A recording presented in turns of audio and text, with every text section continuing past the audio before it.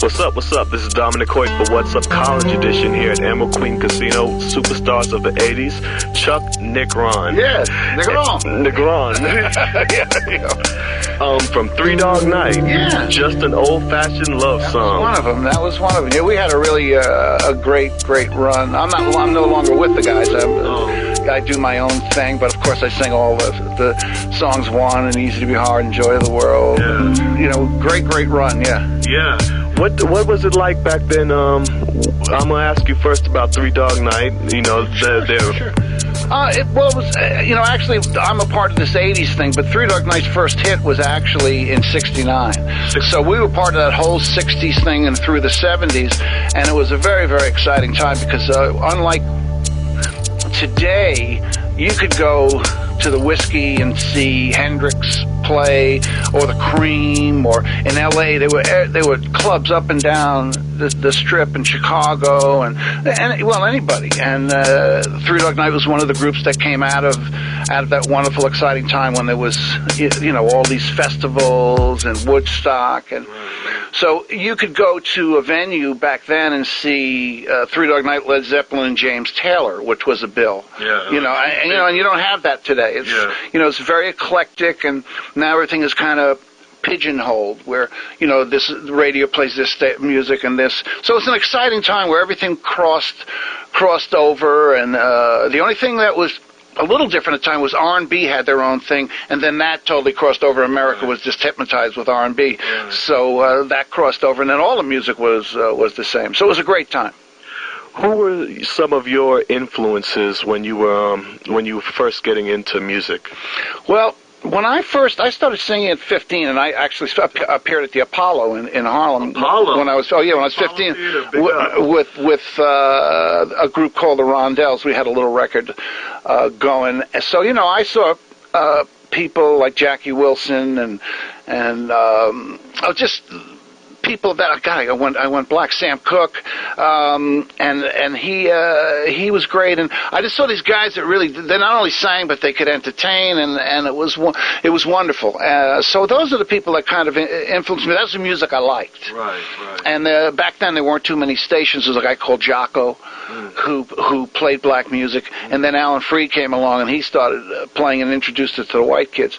So that's the kind of music I liked and was very, very influenced with, and brought that to Three Dog Night with the rock edge that these guys had, and we kind of had this rock R&B thing that was a little different, that was new for the kids, and who were they hadn't heard that yet. We're here now at New Year's Eve, 2002, about to be 2003. Out of all the decades you've been in music, which one was the most exciting in your opinion? Well, I have to go back to the 60s because everything was changing. I mean, we really changed the landscape. I mean, the Grammy Awards and everything had nothing to do with us. It was all traditional music. They didn't even acknowledge us. We played in clubs, and we changed that. We started playing huge venues, and we're making more money than any of these people ever had made before. Like, you look at the Rat Pack and all those guys, they worked in Vegas, they made a couple $100,000, but not even close to what the money we were making every single night on a tour. So we really rearranged the whole landscape of music, and definitely the appearance of it. I mean, it was very slick, and and we kind of softened that up a little. So it was a very influential time, and politically it was. The kids just wanted things to change. We weren't so ready to go to war. We weren't as gung-ho as our parents were about, we'll fight them. Maybe we don't have to fight them, which is the thing we're going through right now. Right. We have people that want to go to war, and people just, I don't want to go to war. Why go to war? Yeah. So we started something that changed a lot of things, and of course there were a lot of drugs involved. That we were very naive, thinking that was going to enlighten us, and what it did was kill a lot of us. But but that's the 60s. Yeah. What issues in the world today do you feel the most passionate about? Well, I have 6 children, so and they range from 2 years, 8. Then we jump to the bigger ones, 25, 29, 31, and 35. So, I think at all costs you try not to start a war, and America's got its hands all over the place with now North Korea, and Iraq, and all over. It's crazy. So as a parent, I want my kids to grow up in a peaceful, healthy land. We don't take care of our earth. We could learn. We're here, on a parts of the Indian reservation, and we could learn a lot from the Indians, how they embrace Mother Earth and give praise and honor the earth, which all things come from. Yes. I mean, everything we have comes from, in some way, the earth, and we rape it. Basically, and it's really an attitude of take what you can get and give very little back. So as a parent, I'm trying to teach my kids that's not where you find peace. Respect the earth. So as a parent, I wish things were just not as hectic, and I watch out for my kids. That's what I do, and the world issues I feel very small and insignificant in being able to change anything because the way things are. That doesn't stop me. Yes. But it's very sad, and I would think young people, the people who watch this, must be very, very frustrated. Now, young people are more passionate, but the government has become so big and so removed from us that a lot of people don't even vote anymore. Yeah. So So anyway, there's a lot of things I could go on and on about. Okay. Well, what advice would you have for college students who want to get into the music business? I would say don't do drugs. Because it will. Yeah, I'll do that to you. One way or the other.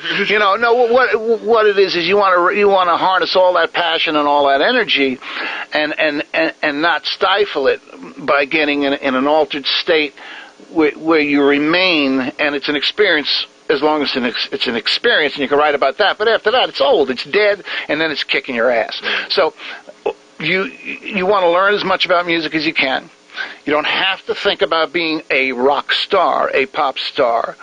You work about your music, and there's 100 million ways to make money in this business behind the scenes, and music for movies, for TV, for writing. It's amazing. But do the work, learn it. So when someone calls you, can you do this? You go, yeah, and you know what? You can. Even if you've never done it, you can do it because you know. So take all that passion and be as resilient. Just stock up on resilience, because there's fools out there. There are people that don't have a clue what they want. Right. So you're playing in front of them, you can see it. You'll get to the point you actually can see it. This guy doesn't know what he wants. He doesn't even know what I'm doing. So you got to learn the game. Business is good.